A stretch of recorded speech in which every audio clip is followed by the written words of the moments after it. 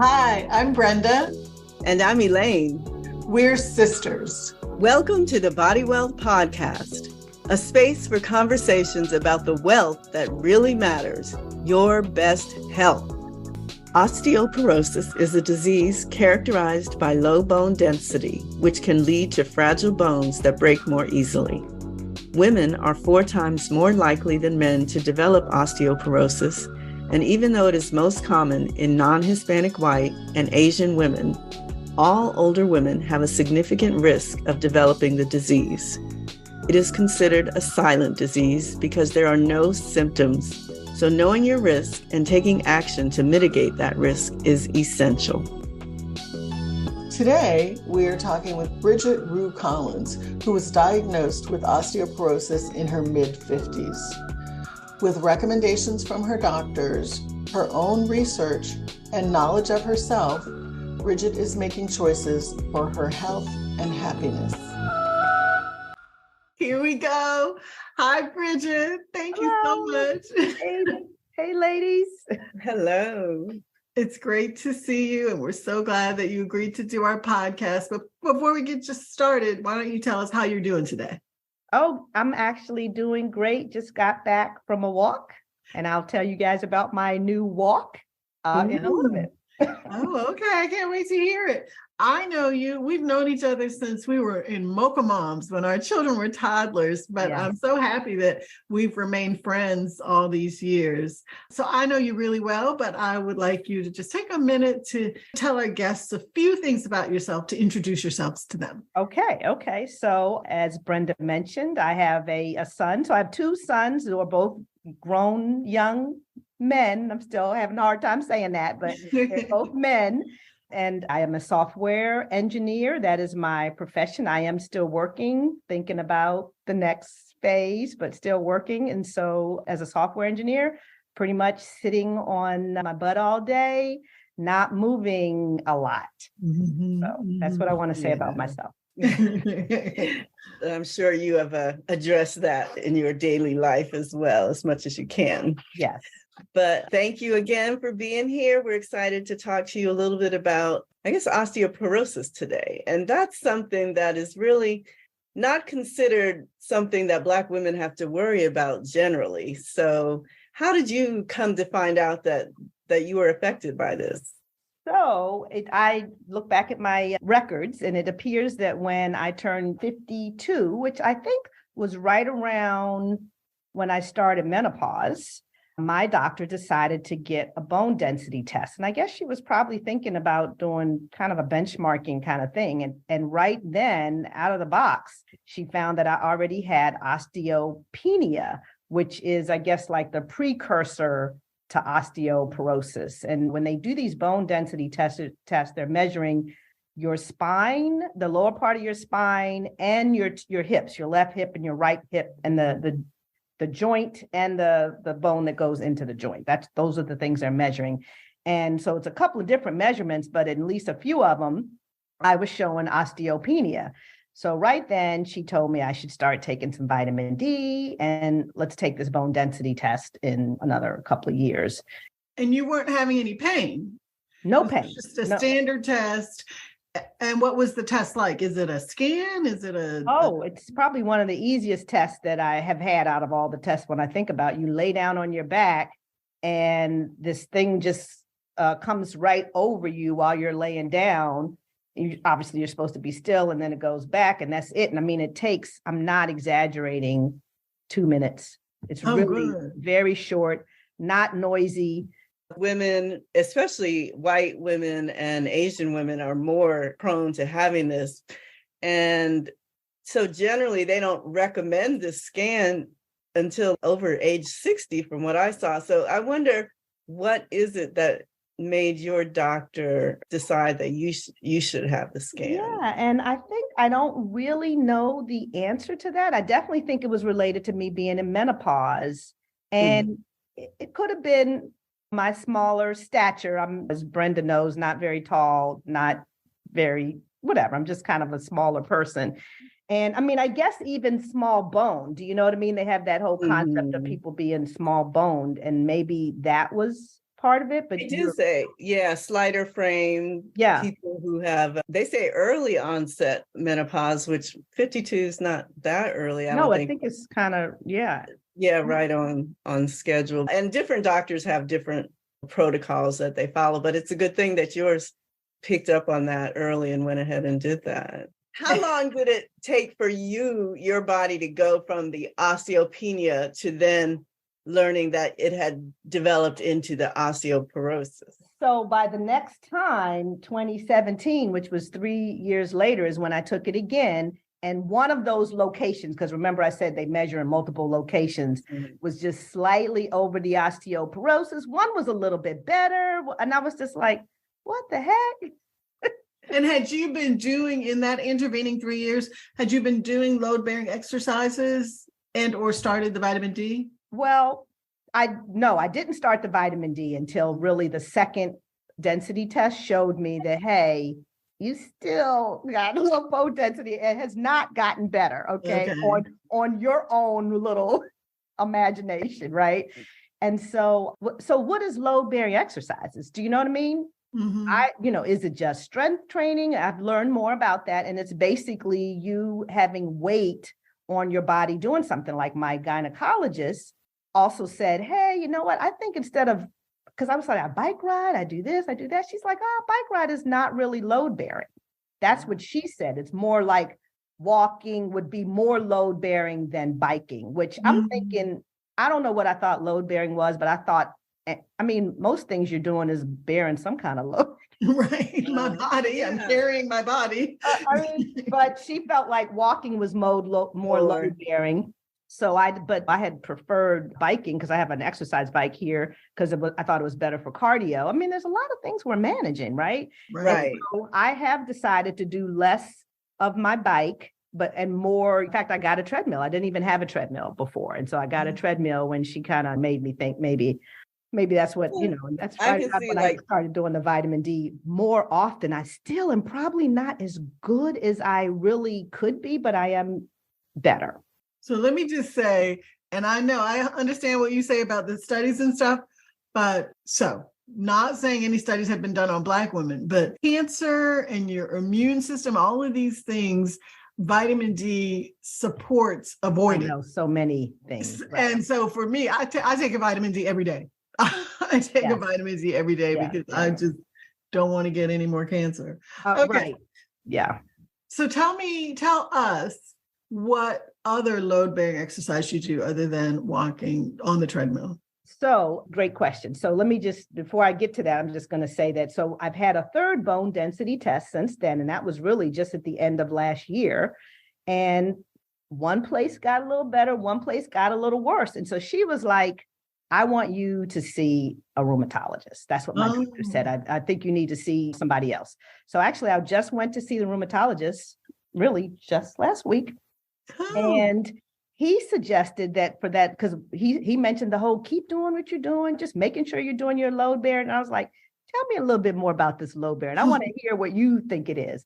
And he said, well, definitely strength training, which I do. But and I said, because I walk. And he said, well, when you walk, you should walk with a weight. Get a weighted vest or something like that. And I was like, I never really thought about that. I never had thought about that. And so I haven't yet purchased a weighted vest, but I have put some weights, some of my ankle weights. I've stuck them in my backpack and I'm now walking, trying to figure out what weight does even make sense. Because I don't want to be uncomfortable walking. I feel like I want to get my steps fit. I don't mind a little bit of weight, but I'm not going overboard. So now I got some I'm not trying to.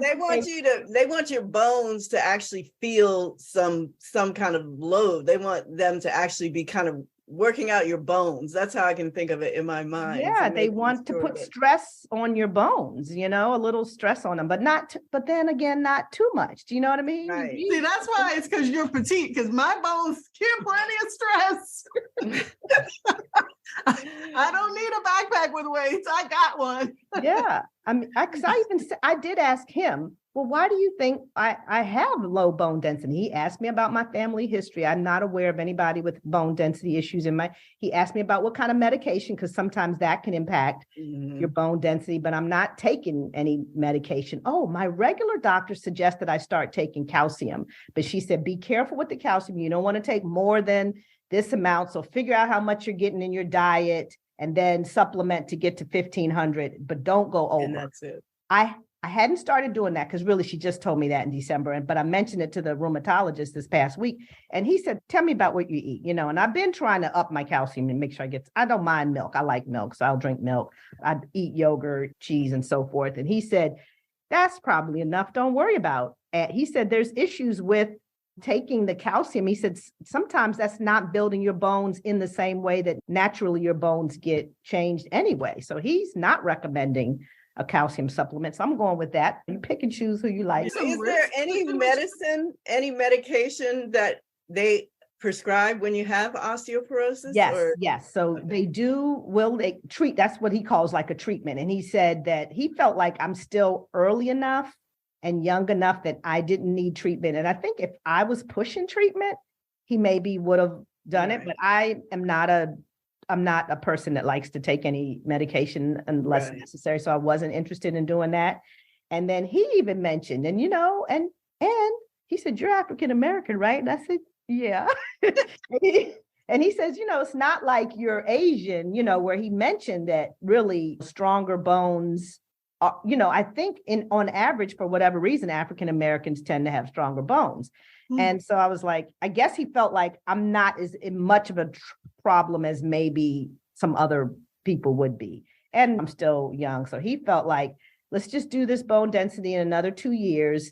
And I think he's more feeling like, let's keep an eye on it.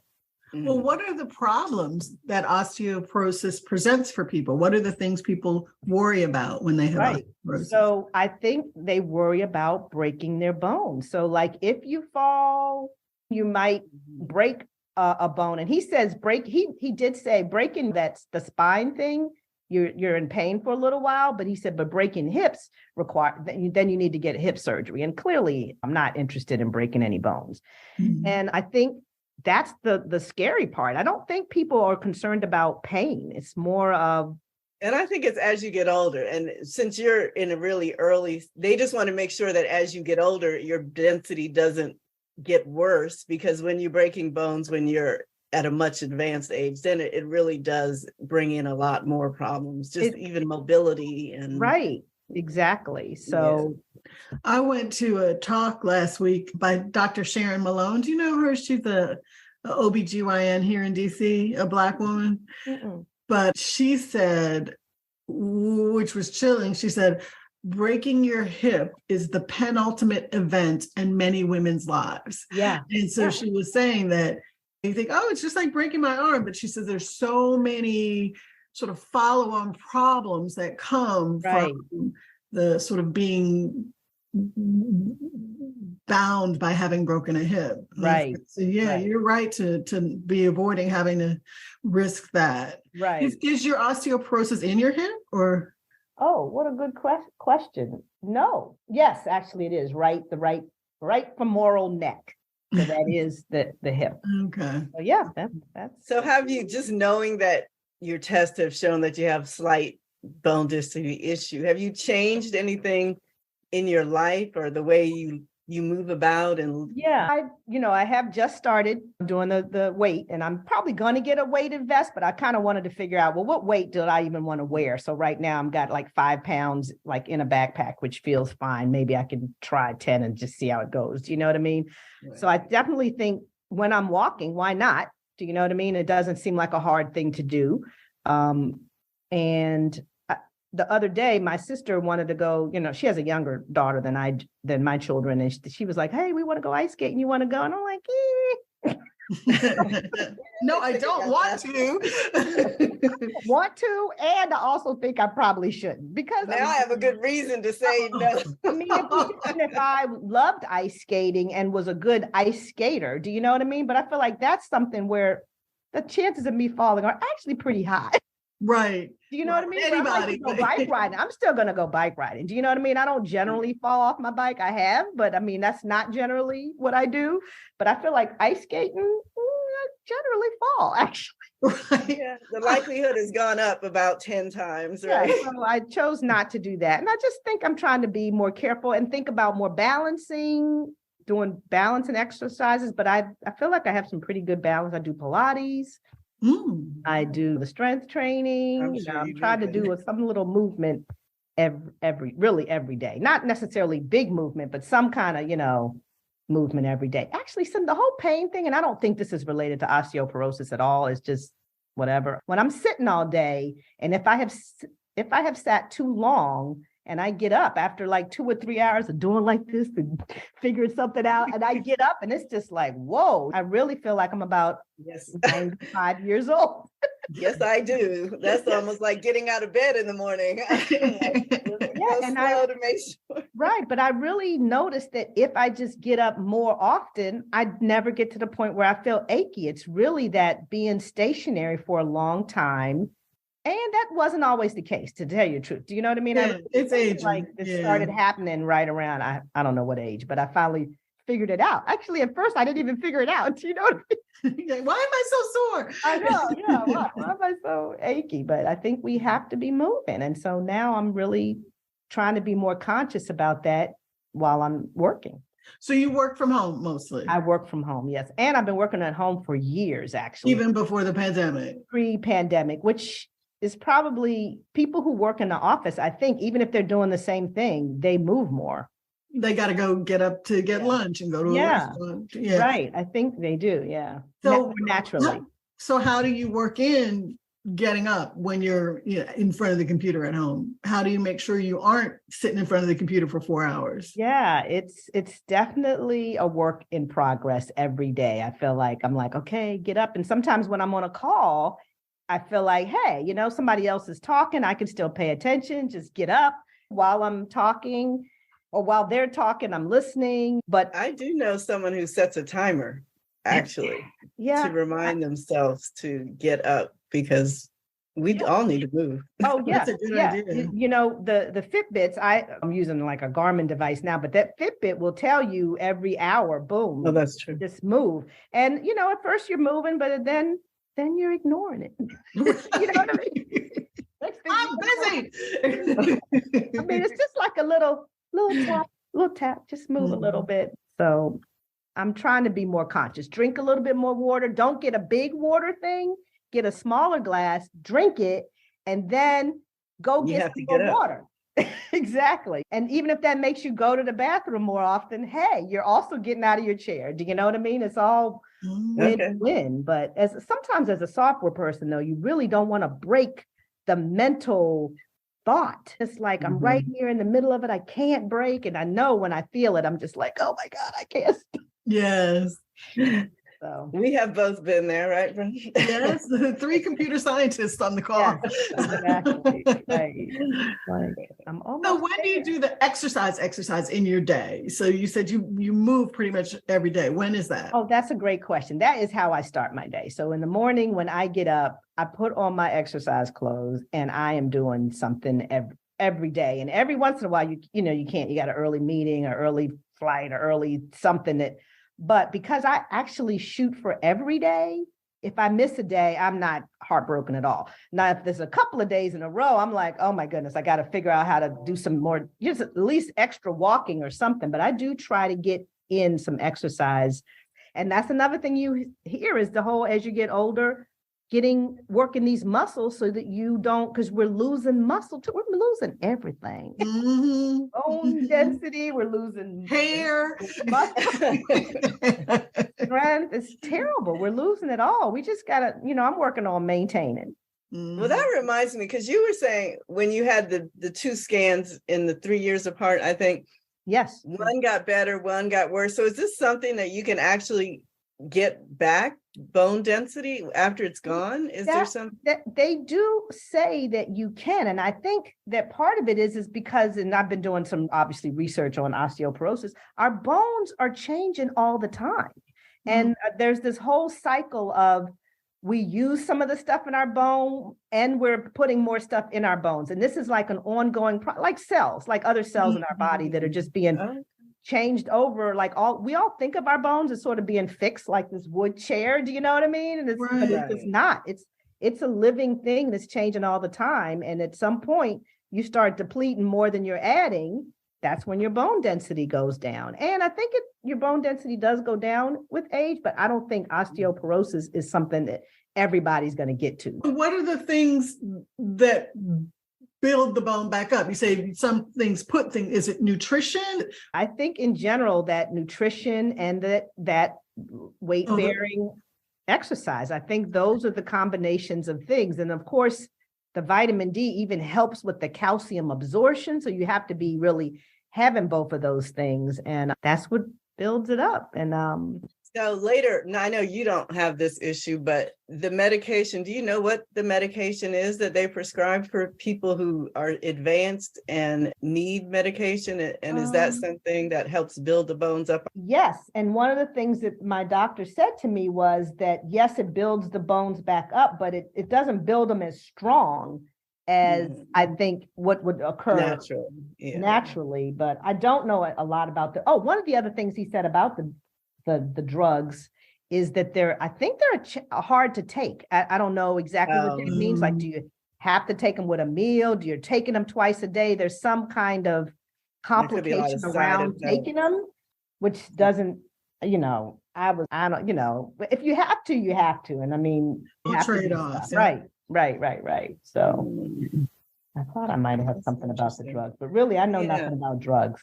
Yeah, no, if you don't need to. That's great.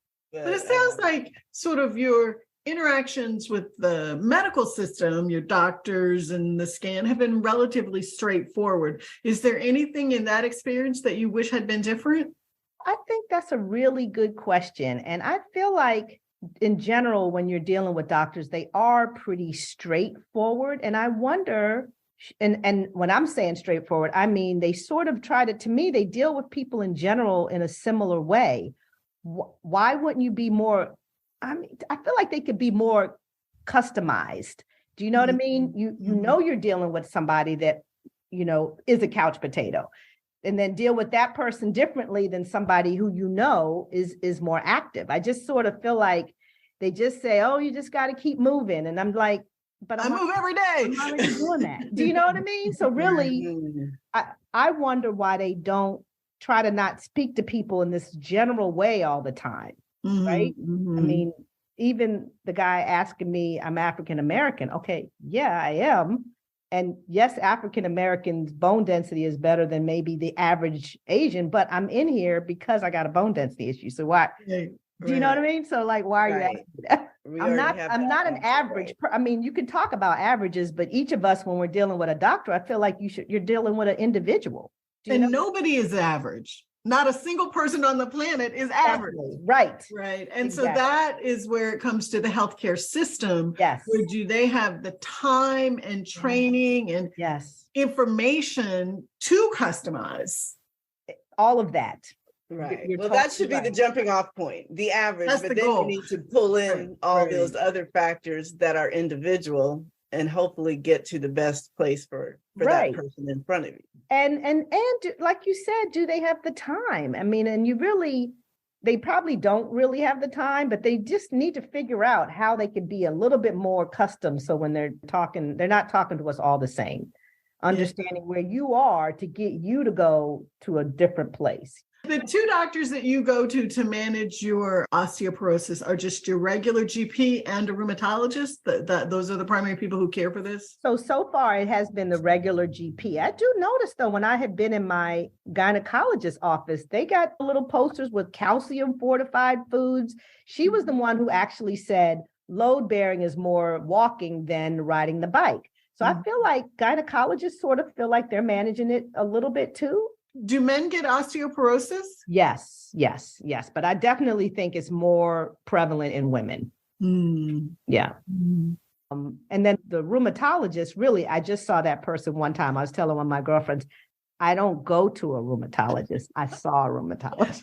I went to a rheumatologist. Exactly. So I'm not going to one. I went to one.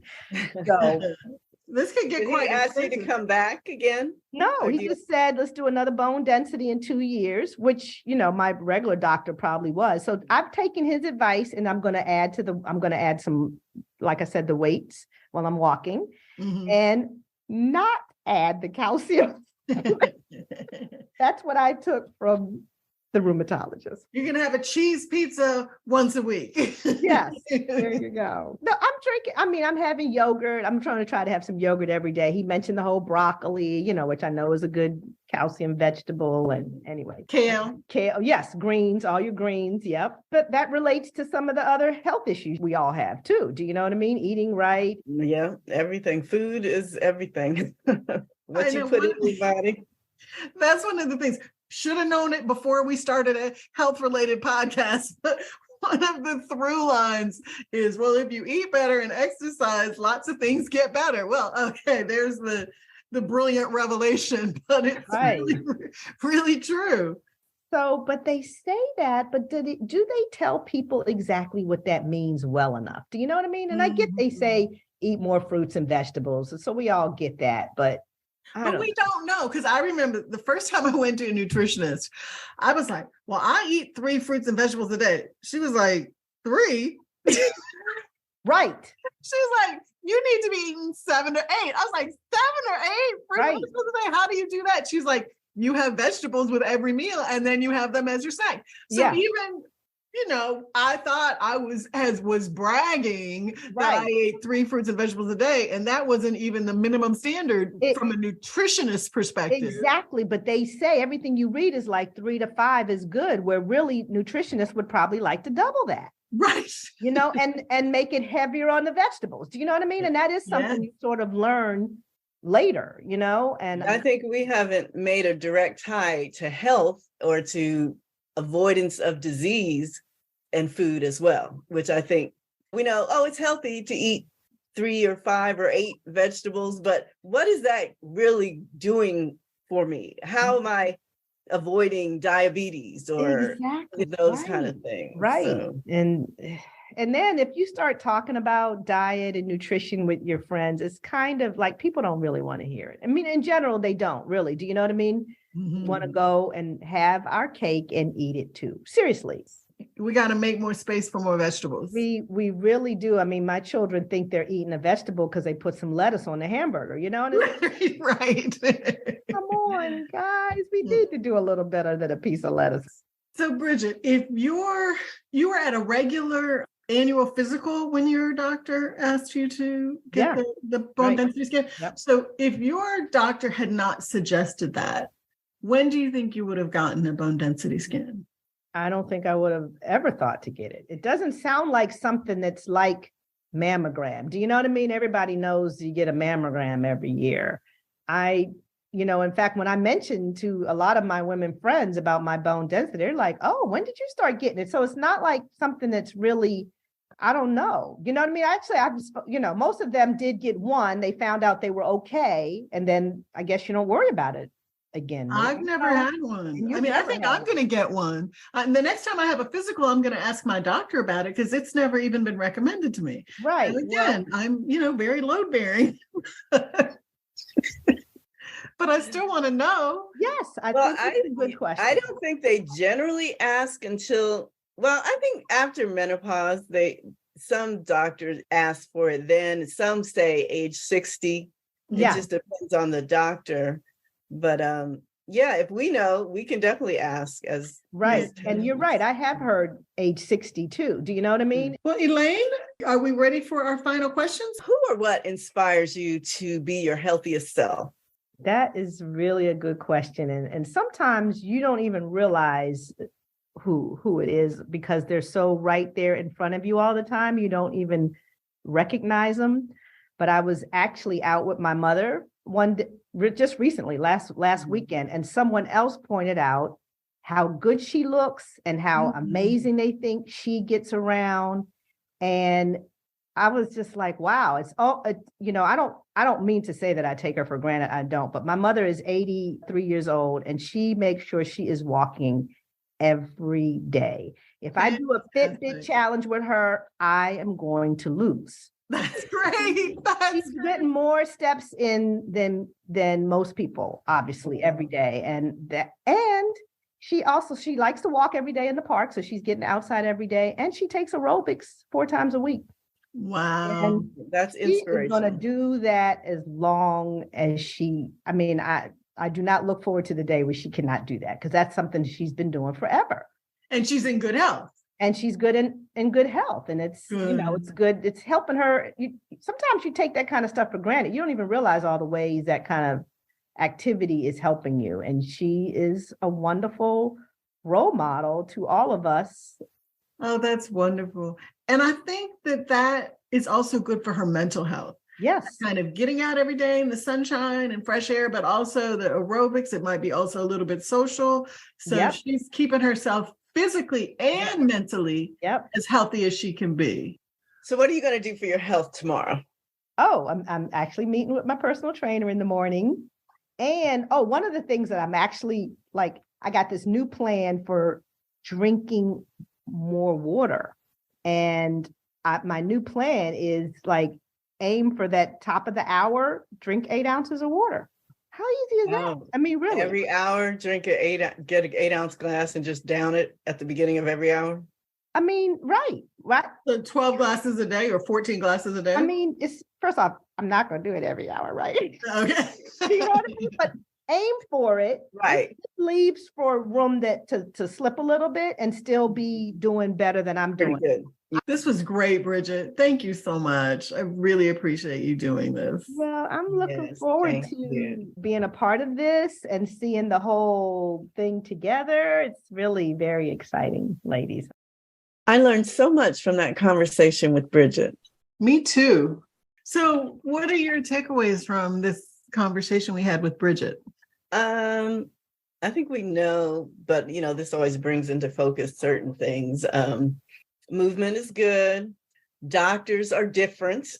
And so you really have to know a little bit about yourself and what's required for yourself, because some doctors will recommend a certain test at a certain age, but a lot of doctors won't. And to know whether you need it for yourself is difficult for us, but trying to stay abreast of the possibilities in terms of things to find out about is something we need to do so that we can, when we go to our doctors, we're armed with some knowledge about what might be good for us.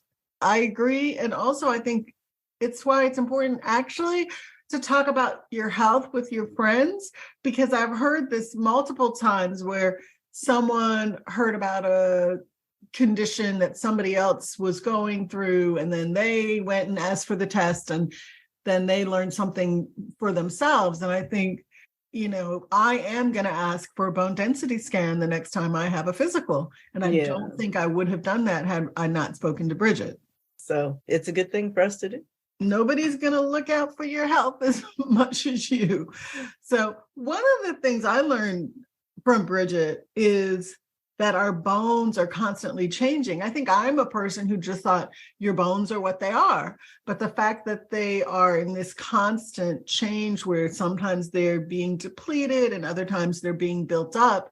It's interesting because she said she's inspired by her mother and how her mother stays active. And I'm inspired by Bridgette because it's so cool to see that she's working full time, but she's still managing to exercise every day, that she's being really intentional about how she eats and how she moves and carrying weights in a backpack while she goes for walks and also that she picks and chooses. The doctor can give you all kinds of recommendations about how to deal with this condition, but she does the research and then she decides which ones fit in her life and what she thinks is best for her. And I like that. I like that way of moving around. Thanks for listening. We hope this episode inspires you to increase your body wealth. If you like our show, please subscribe and tell a friend. The Body Wealth Podcast shares personal stories to inspire you. It does not constitute medical advice. For that, we encourage you to work with a trusted healthcare provider. We also want to remind you that the views expressed by our guests are their own.